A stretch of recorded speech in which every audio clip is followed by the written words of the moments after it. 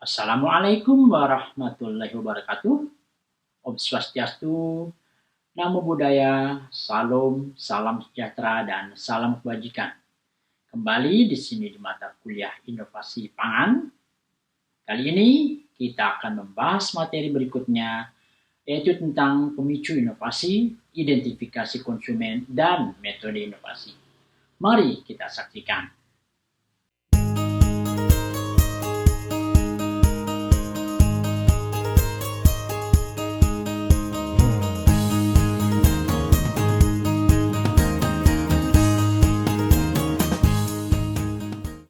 Inovasi produk menjadi penting karena dipicu oleh dua hal, yaitu kebutuhan dan persaingan.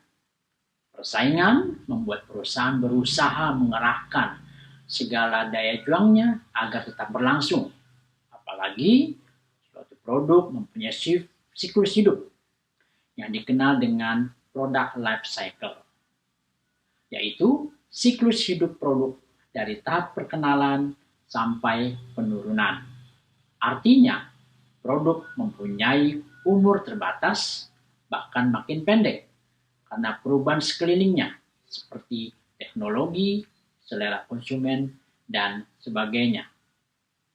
Secara umum, pemicu inovasi produk pangan dipengaruhi oleh perubahan selera pasar atau market driven dan kemajuan ilmu pengetahuan dan teknologi atau teknologi driven. Kedua hal ini sering disebut sebagai market pull dan teknologi push. Pasar dalam hal ini adalah manusia, mempunyai selera yang senantiasa berubah sesuai tren. Adapun teknologi menjadikan proses serta produk menjadi lebih modern dan praktis. Poin penting dalam berinovasi yaitu harus melakukan riset dan mengetahui di mana segmen pasarnya. Artinya, di mana posisi konsumen berada dan apa yang dimintanya. Meliputi need and want and demand. Apa yang dimaksud dengan need and want? Need atau kebutuhan adalah sesuatu yang bila tidak ada, maka akan merasa kehilangan atau keadaan yang tidak lengkap. Kebutuhan merupakan salah satu aspek psikologis manusia sebagai dasar bagi manusia untuk hidup. Sedangkan want atau keinginan merupakan kebutuhan manusia yang lebih dari kebutuhan yang pokok tadi. Keinginan lebih cenderung kepada sesuatu yang diharapkan oleh seseorang setelah pemenuhan kebutuhan hidupnya. Sebagai contoh, rumah adalah sebuah kebutuhan. Ketika rumah dimiliki, maka akan muncul keinginan. Seperti rumahnya 2 lantai, ada kolam renang, dan sebagainya. Need and want atau kebutuhan dan keinginan ini adalah hal yang alami bagi manusia. Selanjutnya demand atau permintaan. Mungkin kita semua lebih kenal dengan pengertian konsumsi atau consumption daripada permintaan atau demand. Permintaan yaitu jumlah produk konsumsi atau dibeli atau diminta pada tingkat harga tertentu, waktu tertentu, dan tempat tertentu. Ketiga hal yaitu harga, waktu, dan tempat tertentu inilah yang akan mempengaruhi permintaan.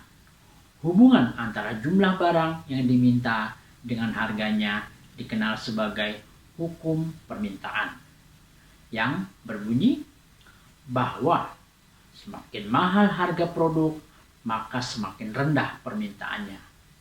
Dan sebaliknya, semakin murah harga produk, maka semakin tinggi permintaan akan produk tersebut. Oleh sebab itu, inovasi sangat penting dilakukan, terutama karena adanya permintaan konsumen yang terus berubah dan adanya persaingan usaha yang semakin ketat. Hanya dengan inovasi, maka perusahaan atau bisnis dapat hidup secara berkelanjutan dalam bisnisnya. Lalu, metode inovasi apa yang bisa diterapkan? Ada banyak metode untuk melakukan inovasi. Di antaranya yaitu metode ATM, scamper, Design Thinking dan QFD. Yang saya uraikan singkat adalah Design Thinking. Design Thinking adalah proses pemecahan masalah secara kreatif dan inovatif yang berpusat pada kebutuhan dan keinginan pengguna atau customer centric. Design Thinking sudah digunakan banyak perusahaan seluruh dunia untuk mengembangkan produk karena prosesnya terbukti mampu menghasilkan inovasi yang disenangi serta bersifat out of the box. Pertanyaan berikutnya, mungkin seperti apa sih prakteknya? Bentuk praktek atau proses design thinking beragam sekali. Salah satu contoh tahapan design thinking secara umum yaitu empathize, define, ideate, prototype, dan test. Empathize artinya merasakan dan mencoba berganti posisi menjadi orang lain. Setiap indera, perasaan, dan pikiran harus difokuskan dan dipusatkan pada orang tersebut. Pada tahap ini, kita bisa bertanya apa saja untuk dapat lebih memahami orang lain. Kemudian, define, mencari dan mendefinisikan permasalahan. Ideate, menghasilkan dan mengembangkan berbagai ide untuk mengatasi permasalahan dan kebutuhan orang tersebut.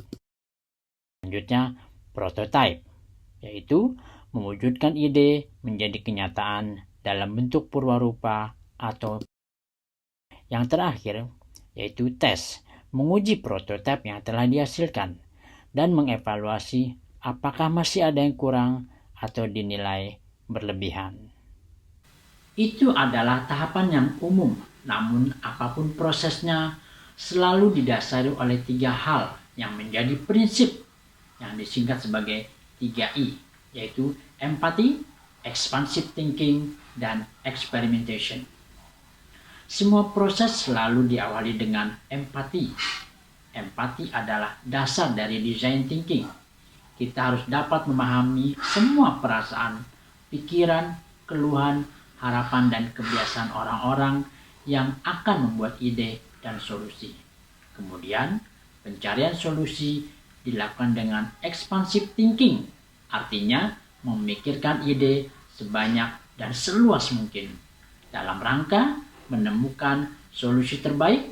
Dan terakhir, solusi dikembangkan melalui experimentation atau uji coba untuk memastikan solusi akhirnya terbukti mampu menjawab kebutuhan. 3E inilah yang menjadi nyawa dan kekhasan design thinking sebagai proses inovasi. Demikian materi inovasi pangan kali ini yang akan dilanjutkan pada seri berikutnya. Semoga bermanfaat. Wassalamualaikum warahmatullahi wabarakatuh. Mari kita berdiskusi di kelas.